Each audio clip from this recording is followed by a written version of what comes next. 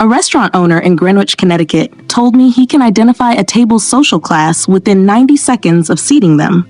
Not from their clothes, not from their jewelry, from how they handle the menu. He said, upper-class people open the menu, make a decision in under 2 minutes, close it, and set it on the table. Middle-class people study every page, ask multiple questions, compare prices, discuss options with their table, and keep the menu open beside their plate, even after ordering. The menu tells me everything. I started watching, and he was right. But the menu is just the beginning. There are 12 specific behaviors at a table, small, almost invisible manners that upper-class people do reflexively because they were taught young, and middle-class people either don't know or think don't matter. And these behaviors get read by potential employers at business dinners, by dates evaluating compatibility, by in-laws assessing whether you fit, by anyone observing how you move through formal or semi-formal dining situations. You can have perfect grammar, an Ivy League degree, and expensive clothes. But if you don't know these 12 table manners, people who were raised with formal training will know you weren't. And opportunities will close that you'll never know were even open. If you're ready to fill in the gaps nobody taught you, subscribe now. Drop your city in the comments. I want to know where you're watching from. Welcome back to our channel. Manner number 12. They wait to eat until everyone at the table has been served. Let's start with the one that seems obvious but is constantly violated. Upper-class people never start eating the moment their food arrives. They wait until everyone at the table has their meal in front of them, then they begin together, even if their food is getting cold. Even if others insist, please start. They wait. Why? Because communal dining is about shared experience, not individual consumption.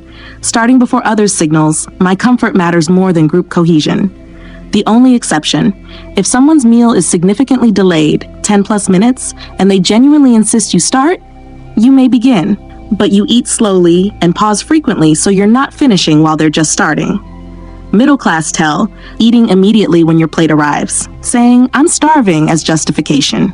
Upper class signal, waiting, making conversation, treating the meal as a social event, not fuel intake. Quick note, we recommend products and tools across all our videos, and instead of searching through comments or spending hours on Amazon, we've organized everything in our storefront. It's grouped by category with direct links to what we actually use and trust. The link's in the description if that's helpful. Now, let's continue. Manner number 11. They keep their hands visible on the table, never in their lap when not eating. This is European formal dining etiquette that's standard in upper-class American homes, but unknown to most middle-class families. When not actively eating, upper-class people rest their hands on the edge of the table, wrists on the table edge, hands relaxed and visible, never in their lap. Hands in lap signals, I'm hiding something, I'm uncomfortable, I don't belong here. Hands visible signals, I'm at ease, I have nothing to hide, I'm accustomed to formal settings. This comes from medieval European courts where keeping hands visible proved you weren't reaching for a weapon. The custom stuck in aristocratic families and formal dining schools. Middle class tell, hands disappear into lap between courses, body language closed. Upper class signal, wrists rest lightly on table edge, posture open, comfortable occupying space. Manner number 10, they never cut more than 2 bites of food at a time. Most people cut their entire steak, chicken breast, or fish into bite-sized pieces all at once, then eat piece by piece like a child whose parent pre-cut their food. Upper-class people cut 1 or 2 bites maximum, eat those, then cut the next 1 or 2. The process repeats throughout the meal. Why? Because pre-cutting everything makes your plate look messy, causes food to cool faster, and signals, I don't have the patience or refinement to eat properly. Cutting as you go signals, I'm unhurried. I understand that dining is a process. I was taught correctly. The only exceptions, if you have a genuine medical condition affecting dexterity, or if you're assisting a child or elderly person. Middle class tell, entire entree cut into pieces within first 30 seconds. Upper class signal, knife and fork working throughout the meal, 2 bites at a time, plate remaining composed. Manner number 9, they place their napkin on their chair when leaving mid-meal, never on the table. This is the silent signal that separates trained from untrained. When excusing themselves mid-meal, restroom, phone call, any reason, upper-class people place their napkin loosely on their chair seat, not on the table. Napkin on chair means, I'm returning, don't clear my place. Napkin on table means, I'm finished with this meal, you may clear. When they return, they pick up the napkin from the chair and place it back on their lap. This is classical European dining protocol, still observed in fine dining globally and in upper-class homes. Middle-class tell, napkin tossed on the table when leaving, or crumpled beside the plate. Upper-class signal, napkin placed deliberately on chair, understanding the silent language of table service. Manner number 8, they never season food before tasting it. This seems small. It's not.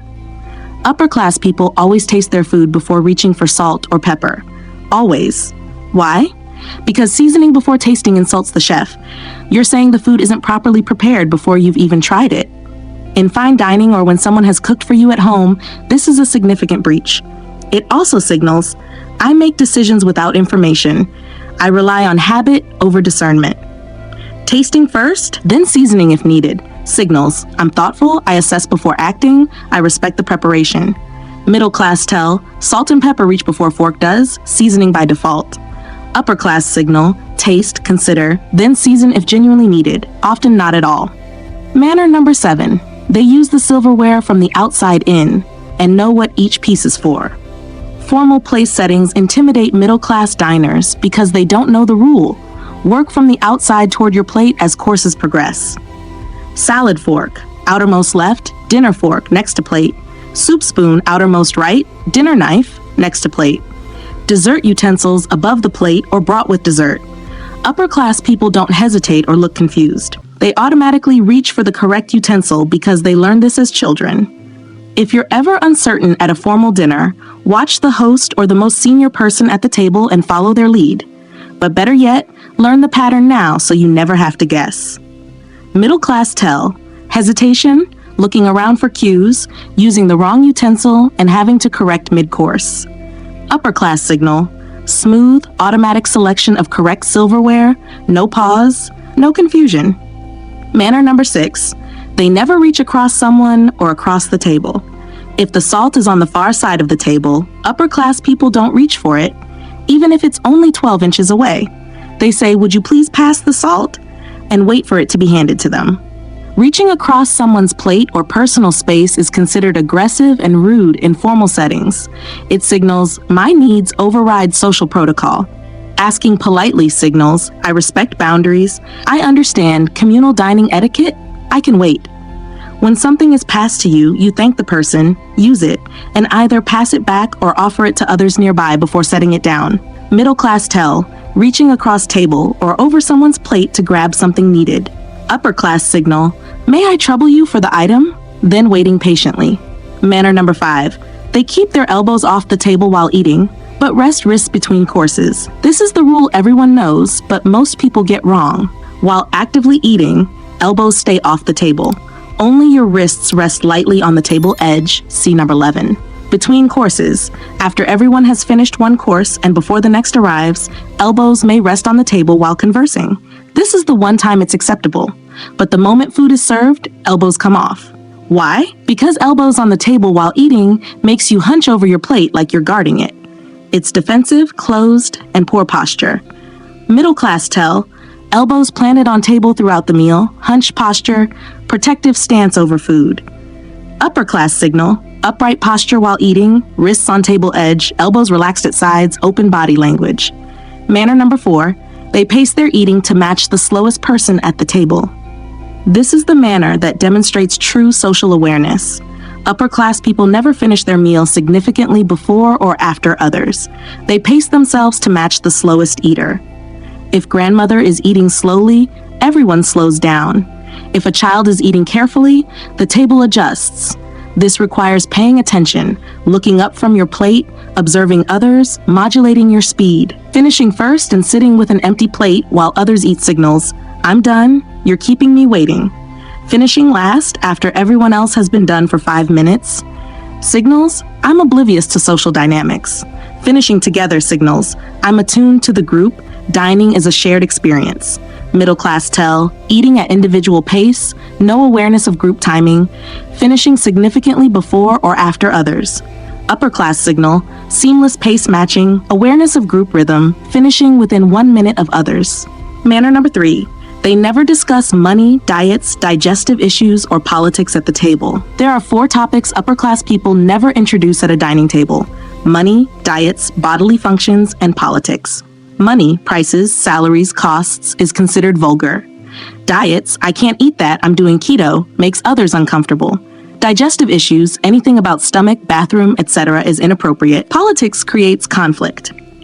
Safe topics, travel, books, art, current events, non-political, shared experiences, questions about others' interests.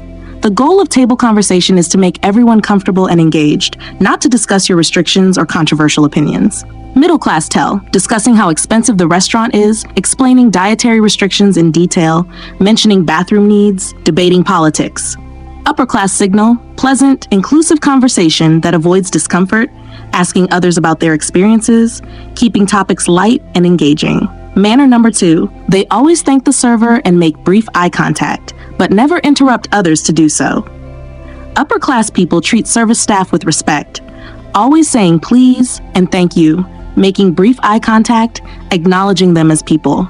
But they never interrupt someone else's sentence to thank the server. They wait for a natural pause in conversation, then say thank you as the server steps away. This demonstrates I respect service workers, but I also respect conversation flow at my table. Overthanking or stopping mid-sentence every time a water glass is filled can be as jarring as not thanking at all.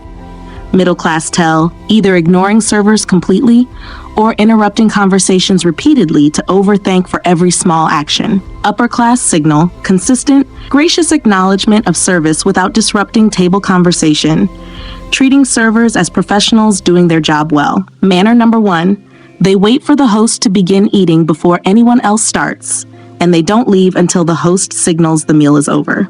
And here's number 1. The manner that defines formal dining hierarchy and respect. At any hosted meal, whether in a restaurant or someone's home, the host, or most senior person if no designated host, begins eating first. Only after they take the first bite does everyone else begin. Similarly, the meal isn't over until the host signals it's over, by placing their napkin on the table or standing. Even if you've finished your food, even if you're ready to leave, you wait for the host signal. This comes from centuries of formal dining protocol, where the host sets the pace and tone for the entire meal. Violating this signals, I don't understand hierarchy. I wasn't raised with formal training. I'm socially unaware. Following this signals, I understand my place in the social structure. I respect the host's leadership. I know how formal dining works. Middle class tell, starting to eat as soon as your plate arrives, leaving the table when you're personally finished without regard to the host or group. Upper class signal, watching the host, waiting for their first bite, remaining at the table until the host signals completion, gracefully following social hierarchy. So those are the 12 table manners. And here's what you need to understand. These aren't arbitrary rules. They're a social language that upper class people use to identify each other and to assess who else understands the code. You can learn every one of these today. You can practice them starting at your next meal. And within weeks, they'll become reflexive. And the next time you're at a business dinner, a wedding, a formal event, or meeting someone's family for the first time, you'll move through it with confidence instead of anxiety, because you'll know exactly what to do. Here's your assignment. Print this list or screenshot this video. Read it before your next meal where you're being observed. A date, a business lunch, a family dinner with new people. Practice 3 of these manners deliberately at that meal. Then come back and comment. Meal 1, manner, manner, manner. And tell us if you felt more confident. Because you will. And confidence at a table translates to confidence everywhere else. If this video filled in gaps nobody taught you, we've built 3 complete series. The Rich Women's Habits series, breaking down what wealthy women do across every area of life. The Hygiene Habits for Elegant Women series, covering invisible details that signal refinement. And the Quiet Luxury Items Every Woman Should Own series for building a wardrobe that works without effort. All 3 playlists are in the description, designed to work together. Next in the Hygiene Habits series, 8 oral hygiene habits that instantly signal wealth and refinement. Because your mouth is scrutinized in every close conversation, and most women completely overlook it. Subscribe and turn on notifications so you're there when it drops. Thank you for being here. See you in the next one.